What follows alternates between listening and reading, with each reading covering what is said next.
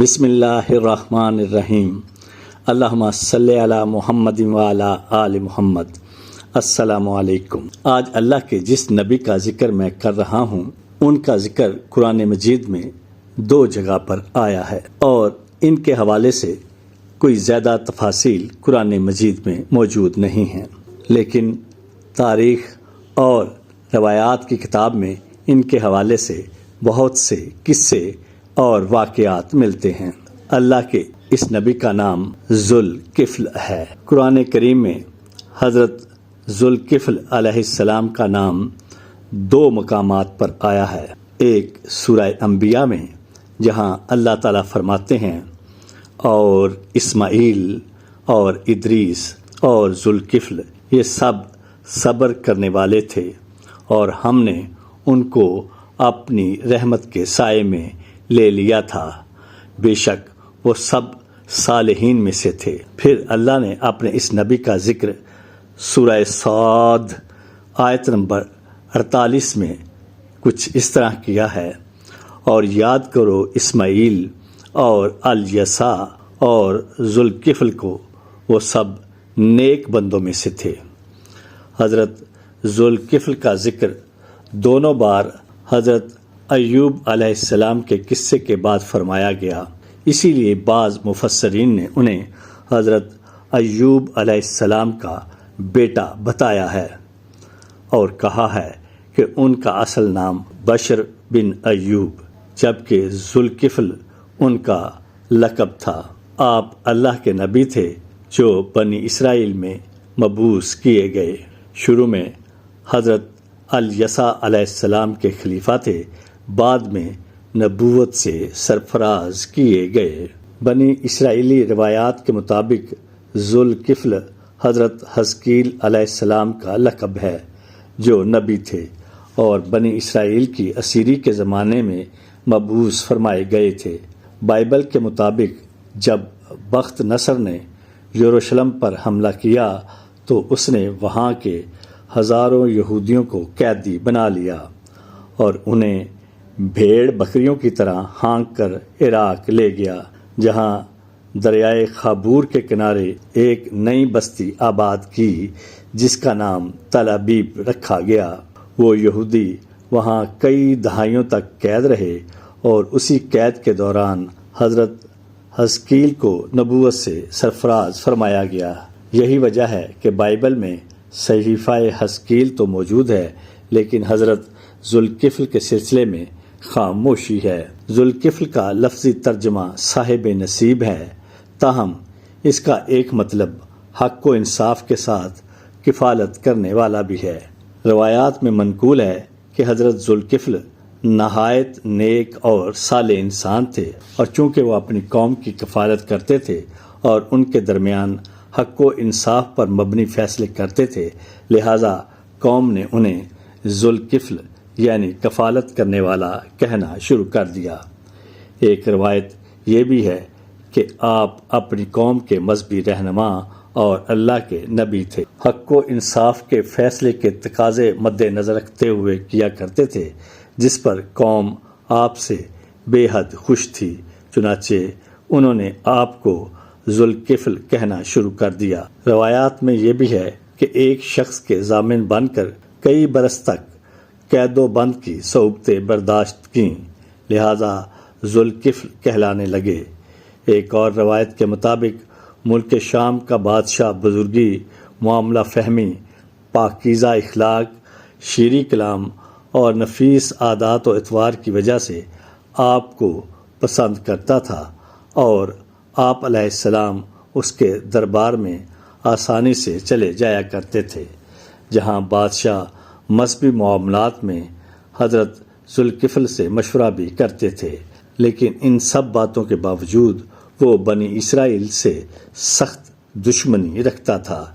ایک مرتبہ اس نے بنی اسرائیل کے بہت سے مذہبی رہنماؤں کو قید میں ڈال کر ان کے قتل کا حکم جاری کر دیا۔ حضرت ذوالکفل علیہ السلام کو جب اس بات کا پتہ چلا تو بادشاہ کے دربار میں پہنچے اور درخواست کی ان سب کو قتل کرنے کی بجائے ان کے حوالے کر دیا جائے تاکہ وہ ان کی اصلاح کر سکیں۔ بادشاہ نے قیدی ان کے حوالے کر دیے اور وہ انہیں اپنے گاؤں لے آئے، جہاں آپ علیہ السلام نے کئی دن تک انہیں مہمان رکھا اور ان کے ساتھ نہایت عزت و احترام کا سلوک کیا۔ پھر انہیں واعظ و نصیحت کر کے رہا کر دیا۔ یہ مذہبی رہنما جب اپنی قوم میں واپس پہنچے تو انہوں نے آپ علیہ السلام کو ذوالکفل کے نام سے یاد کیا، جس پر بنی اسرائیل آپ علیہ السلام کو ذوالکفل کہنے لگے۔ بعض مفسرین کے مطابق آپ نے حضرت الیسع علیہ السلام کے خلیفہ کی حیثیت سے وعدہ کیا تھا کہ ان کی غیر موجودگی میں بنی اسرائیل کی کفالت حضرت موسیٰ علیہ السلام کی شریعت اور توریت کے مطابق کریں گے، اس لیے ان کا نام ذوالکفل پڑ گیا۔ ہم سب جانتے ہیں کہ ابن جریر ایک بہت مشہور مفسر ہیں۔ حضرت مجاہد سے ایک قصہ نقل کیا ہے۔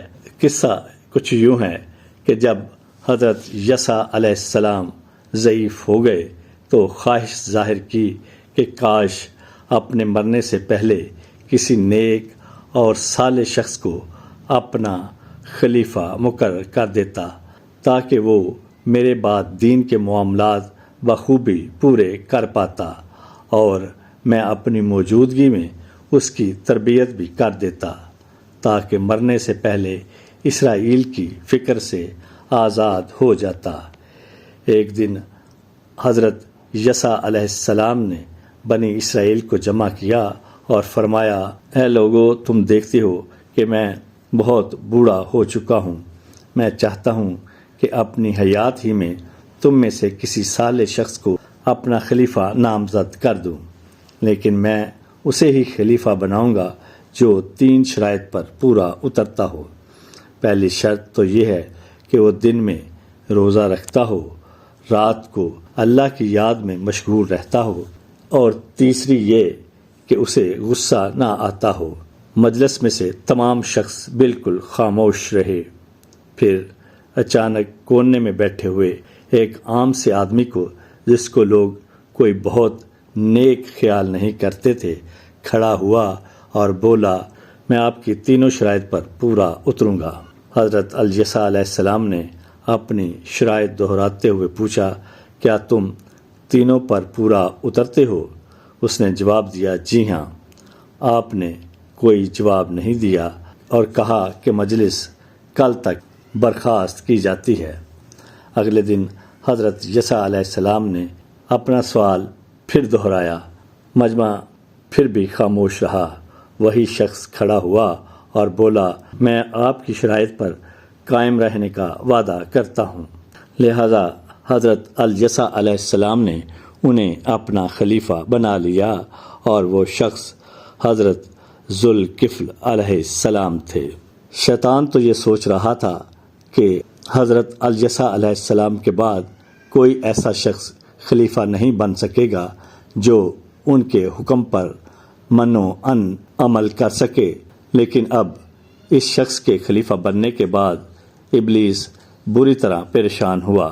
چنانچہ اس نے شروع میں ہی حضرت ذوالکفل علیہ السلام کو راہ راست سے ہٹانے کی منصوبہ بندی کی۔ اس نے اپنے کرندوں کو حضرت ذوالکفل علیہ السلام کے پیچھے لگا دیا، جنہوں نے کوشش کی روزہ رکھنے سے منع کرے، رات کو قیام سے باز رکھیں، لیکن وہ سب ناکام ہو گئے۔ تو پھر ابلیس نے یہ کام خود اپنے ذمہ لے لیا۔ اس نے کہا کہ اب میں حضرت ذوالکفل علیہ السلام کو غصہ دلاؤں گا تو وہ اپنے عہد پر قائم نہیں رہ سکیں گے۔ حضرت ذوالکفل علیہ السلام رات کو قیام کرتے تھے اور دن کو روزہ رکھتے تھے، اور دوپہر کو ہی تھوڑی دیر کے لیے قیلولہ کرتے تھے۔ اس لیے تو شیطان نے وہی وقت مناسب جانا اور انہیں غصہ دلانے کی کوشش کی۔ اپنی عادت کے مطابق حضرت ذوالکفل علیہ السلام قیلولے کے لیے لیٹے تو ابلیس بوڑھے فقیر کے بیس میں نہایت پراگندہ حالت میں حضرت ذوالکفل علیہ السلام کے مکان پر جا پہنچا۔ آپ علیہ السلام نے پوچھا، کون ہے؟ ابلیس بولا، میں ایک مظلوم ناتواں بوڑھا ہوں اور آپ کے پاس انصاف کے لیے حاضر ہوا ہوں۔ آپ علیہ السلام نے دروازہ کھولا تو ایک کمزور اور ضعیف شخص کو کھڑا پایا۔ اس شخص نے اپنی قوم کے ظلم و ستم کی ایک درد بھری جھوٹی داستان سنانی شروع کر دی اور اسے اتنا طول دیا کہ حضرت ذوالکفل علیہ السلام کے آرام کا وقت نکل گیا اور شام ہونے لگی۔ آپ علیہ السلام نے اسے تسلی دیتے ہوئے فرمایا، اچھا ابھی جاؤ اور شام کو مجلس عدالت میں آنا، تمہیں انصاف دیا جائے گا۔ شیطان چلا گیا۔ شام کو مجلس عدالت میں آپ علیہ السلام اس بوڑھے کا انتظار کرتے رہے لیکن وہ نہ آیا۔ صبح کی مجلس میں پھر آپ علیہ السلام کی نظریں بوڑھے کو تلاش کرتی رہیں، لیکن آپ علیہ السلام دوپہر کو جیسے ہی بستر پر کیلولے کے لیے لیٹے، دروازے پر پھر دستک ہوئی۔ دروازہ کھولا تو پھر بوڑھے کے روم میں شیطان موجود تھا۔ آپ علیہ السلام نے نہایت نرمی سے کہا، تمہیں مجلس عدالت میں بلایا تھا مگر تم نہیں آئے۔ بوڑھے نے بڑی لاچارگی سے کہا، اے خلیفہ، میری قوم بڑی خبیث ہے۔ انہیں جب پتہ چلا کہ آپ علیہ السلام مجلس میں فیصلہ کریں گے تو وہ ڈر گئے اور مجھ سے میرا حق دینے کا وعدہ کر لیا، لیکن ابھی جب میں ان کے پاس گیا تو وہ وعدے سے مکر گئے۔ حضرت ذوالکفل علیہ السلام نے کہا، اچھا ٹھیک ہے، آج شام آ جانا تاکہ تمہارا حق تمہیں دلوایا جا سکے۔ اس دوپہر پھر بوڑھے نے آپ علیہ السلام کو باتوں میں لگا کر کیلولہ نہ کرنے دیا۔ شام کو آپ علیہ السلام اس کے منتظر رہے لیکن وہ نہ آیا۔ 2 دن تک آرام نہ کرنے کی وجہ سے آپ علیہ السلام پر نیند کا شدید غلبہ تھا۔ چنانچہ تیسرے دن دوپہر کو نیند نے آپ کو بالکل عاجز کر دیا تو گھر والوں سے کہا، آج کیلولے کے وقت دروازہ ہرگز نہ کھولیں، لیکن جو ہی آپ علیہ السلام بستر پر دراز ہوئے کہ وہ بوڑھا پھر موجود ہوا اور دستک دی۔ اہل خانہ نے کہا، خلیفہ کا حکم ہے، دروازہ نہیں کھلے گا۔ بوڑھے نے کہا، میں 2 دن سے اپنے معاملے کے لیے آ رہا ہوں، مجھے خلیفہ نے آج دوپہر خود بلایا ہے، لیکن گھر والوں نے دروازہ نہیں کھولا۔ بوڑھے نے کچھ دیر تو انتظار کیا، پھر اپنے شیطانی عمل کے ذریعے ایک تاک کے ذریعے گھر کے اندر داخل ہو گیا اور حضرت ذوالکفل علیہ السلام کے دروازے پر دستک دینے لگا۔ آپ علیہ السلام نے دروازہ کھولا تو سامنے بوڑھے کو کھڑا دیکھا۔ اس پر آپ علیہ السلام نے گھر والوں سے کہا، میں نے منع کیا تھا کہ آج دروازہ نہیں کھولنا۔ گھر والوں نے جواب دیا، اللہ کی قسم، ہم نے دروازہ نہیں کھولا۔ آپ دیکھ سکتے ہیں کہ سب دروازے اور کھڑکیاں بند ہیں۔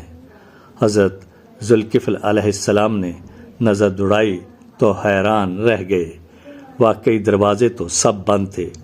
اب جو آپ علیہ السلام نے غور سے بوڑھے کو دیکھا تو حقیقت حال عیاں ہو گئی۔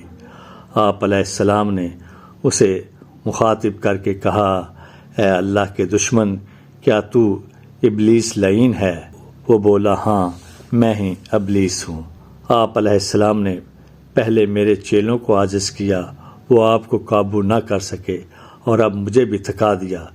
میں چاہتا تھا کہ آپ کو غصہ دلا کر غضبناک کر دوں اور ایفائے عہد میں ناکام بنا دوں، مگر افسوس میں ناکام رہا۔ یہ مکمل واقعہ تفسیر ابن کثیر میں درج ہے۔ حضرت ذوالکفل علیہ السلام نے 75 سال کی عمر میں وفات پائی۔ بعض مفسرین نے ان کی عمر 95 برس بتائی ہے۔ شام کے دارالحکومت دمشق میں جبل قاسیون پر آپ علیہ السلام کا مزار ہے۔ وما علینا الا البلاغ۔